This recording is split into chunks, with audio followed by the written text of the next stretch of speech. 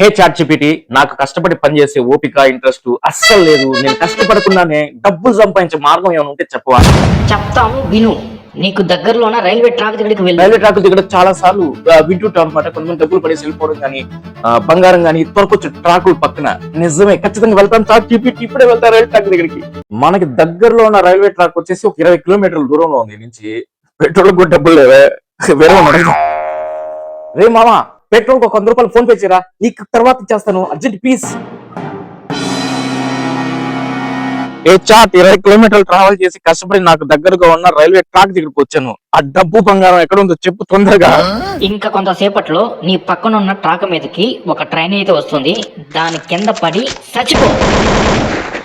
పోయి కష్టపడి పని బాట చేసుకుని బతకరా పేవర్స్ నా కొడక. ఏంది రేఖ, వీడు 100 రూపాయల కోసం ఫోన్ చేసినట్టున్నాడే.